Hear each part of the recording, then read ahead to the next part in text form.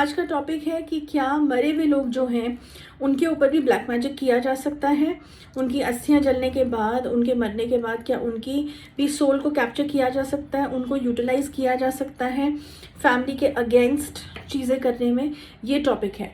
तो इस बारे में मुझे बहुत से डॉक्टर्स ने, स्पेशली 3 डॉक्टर्स हैं न्यूयॉर्क में जिन्होंने मुझे 2 साल पहले ये बात लिखी थी, और कुछ पैथोलॉजिस्ट भी हैं जिन्होंने ये बात पूछी थी, क्योंकि उनके किसी फैमिली मेम्बर की बनारस में डेथ हुई थी और उन्होंने सुना था कि बनारस में चिताएं जब जलती हैं तो उसके बाद उसकी राख या उसकी आधी जली हड्डियां लेने के लिए बहुत सारे लोग वहाँ बैठे रहते हैं कई बार, और उसके थ्रू जो है ख़राब प्रैक्टिसेस के थ्रू आत्मा को कैप्चर करने के प्रोसेसेस होते हैं। उन्होंने ऐसा सुना था, तो वो जानना चाहते थे कि क्या गुरु दीदी ये बताइए ये सच है, क्योंकि हमने अपनी फैमिली में ये होते हुए देखा है कि उनकी मदर एक्सपायर हुई थी और उन्होंने देखा था कि हमारे मदर के अंतिम संस्कार के बाद भी हमें कुछ ऐसे सिम्टम्स घर में लगे हैं कि वो यहाँ पे हैं। तो जाहिर सी बात है 13 दिन तो बोलते हैं, वैसे भी सोल जो होती है, जो आत्मा होती है, वो इस लोक से नहीं जाती है, प्रेत योनि में नहीं आई होती है, वो घर के बाहर ही घूम रही होती है।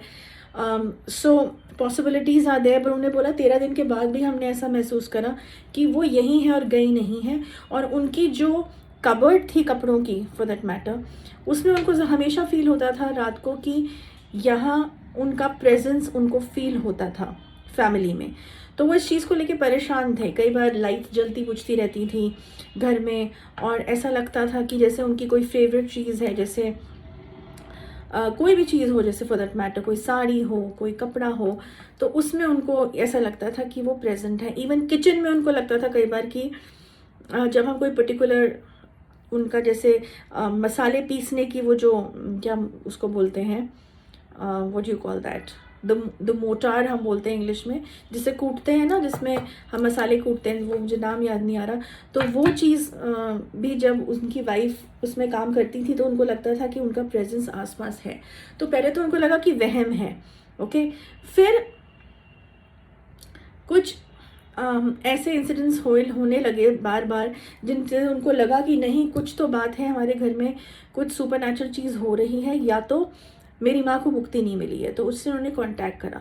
तो यस, ये क्वेश्चन है कि क्या ट्रैप किया जा सकता है मरने के बाद भी इंसान की आत्मा को, तो उसका जवाब है यस, किया जा सकता है इविल प्रोसेसेस के साथ, ब्लैक मैजिक के थ्रू। और ब्लैक मैजिक भी किया जा सकता है उस इंसान पे और उसकी पूरी फैमिली पे भी, ठीक है, स्पेशली अगर मदर एंड फादर एक्सपायर हुए हैं, ओके।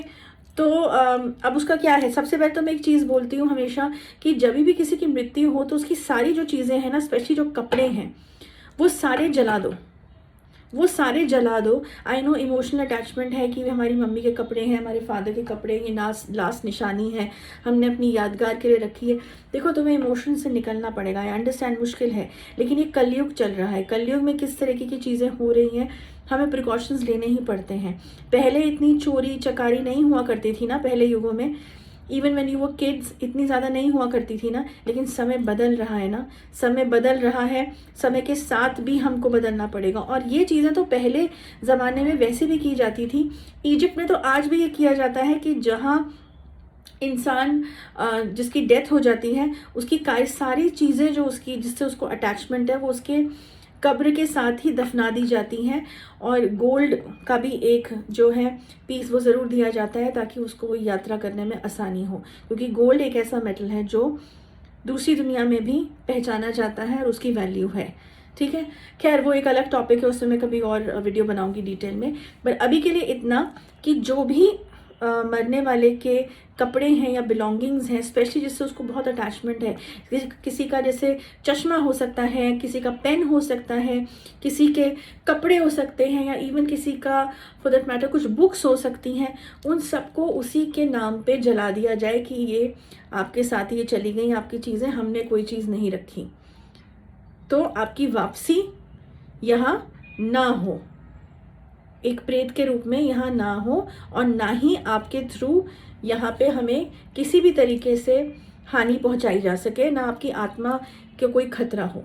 ओके, ये बहुत ज़रूरी है, क्योंकि बहुत से प्रोसेसेस ऐसे हैं, मैंने देखा है केसेस हमारे पास आते हैं जिसमें रिलेटिव्स जिनको कुछ ऐसा करना होता है वो इस समय का इंतज़ार करते हैं कि इस इंसान के कपड़े हम ले लेंगे, इस इंसान के पहने हुए कपड़े या इवन अलमारी में टंगे हुए कपड़े जो हैं, स्पर्श तो उस इंसान का है ही ना, कपड़े तो उसके नाम के हैं ही, उसको लेके आत्मा को हम ट्रैप कर लेंगे और अपने इस फैमिली को डिस्ट्रक्ट करने के लिए फिर इस्तेमाल करेंगे।